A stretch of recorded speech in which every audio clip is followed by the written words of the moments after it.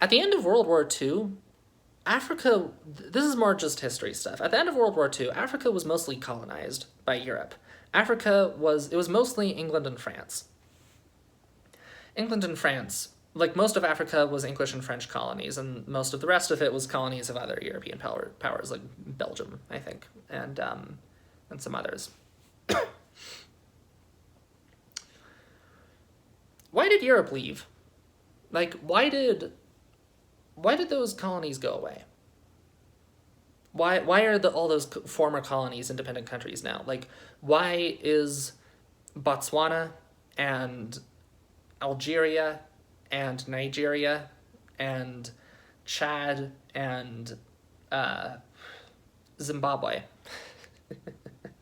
It took me a long time to think of the word Zimbabwe. Why are all of those countries independent countries now? Like, why did Europe give them up? I've heard lots of reasons. I have heard a lot of reasons. One reason is that, like, Britain and France used to be major superpowers, but after World War II, they were no longer major superpowers. The two major superpowers were the US and the USSR, and neither the US nor the USSR had much to gain by those countries staying colonies. So they were just like, meh, and all of those, and they just kind of allowed them all to be independent. I think that's a big part of the reason. But here's another thing I realized. I started thinking to myself, maybe they became independent because the economics of it changed. Maybe they became independent because, like, think about it. When Africa became independent, did it really affect the economic welfare of people in France and England all that much? Not really. I don't hear about people in France and England suffering that much because they didn't have their colonies to extract resources from anymore. So maybe what happened is that something changed in the economy of the world that made it so that colonies weren't profitable anymore.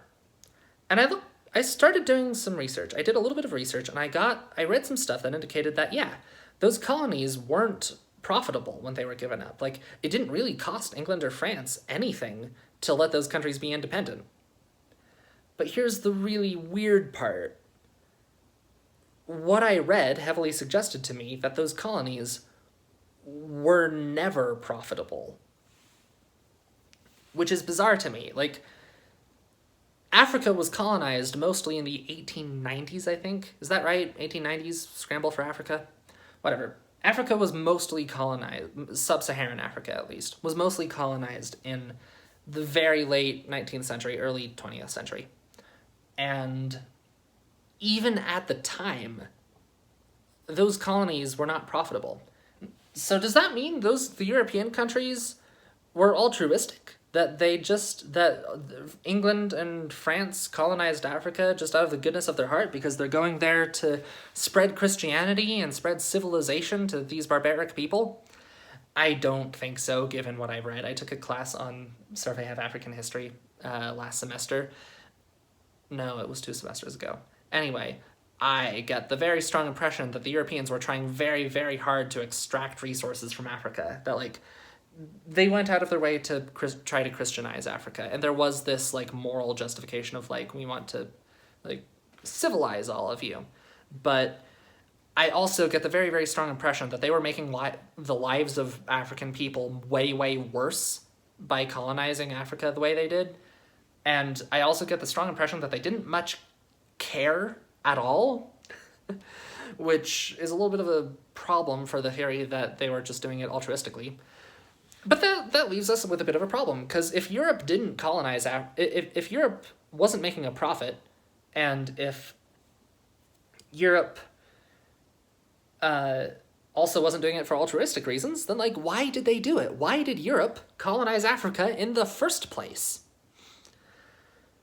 One theory is maybe that they thought they were going to be able to make it profitable, but they weren't able to, and it took them several decades to figure that out. That's plausible to me. I get the impression that a lot of them did, in fact, think that it was going to be profitable. After all, the colonization of the Americas was extremely profitable. Like, Spain had more gold than they knew what to do with, more gold than they could keep from causing runaway inflation, because they were, shipping so much gold in from the Americas. Like, They could not handle the amount of gold they were getting for the Americas. Colonization of the Americas was stupidly profitable, and I do think a lot of Europeans thought that Africa was going to be profitable the way the Americas were profitable, and it wasn't. And that was a little bit of a disappointment. I get the impression of, but from what I've read, I get the very, very strong impression that none of that is the real reason Europe colonized Africa. I get the impression that Europe colonized Africa for prestige? Like, it sounds really weird, but like, I don't think they did it for altruistic reasons. I think they mostly didn't do it for profit. I think they mostly did it because they were trying to outdo each other, because all of the European countries they just wanted to be able to boast, like, I have the most colonies, I have the biggest colonies, I have the richest colonies. I think that was mostly it. Like, everything I read gives me the impression that, like, the European countries, like, it was a really big point of, like, national pride, all of the colonies that you had. Like, Britain loved to brag about just having all of these colonies up and down the continent. Like, the empire that the sun never sets on. Like, Britain loved bragging about that. And I get the impression that, like, it was this huge, like, national embarrassment for Germany that they had so few colonies. And I get the impression that that was, like, part of the what caused all this tension that contributed to World War One. It was Germany wanted more colonies, which is weird because the colonies weren't making anybody any money. Like, they were trying really, really hard to make it profitable and failing at it the whole time. They were making the lives of Africans absolutely miserable trying to turn a profit out of the colonies, and they couldn't do it. So, like, why did Germany want the colonies so bad? I think just because, like, Britain had them, and if Britain had them, Germany wanted to have them too, because why should Britain get to have them if Germany didn't have them? It was a dick measuring contest.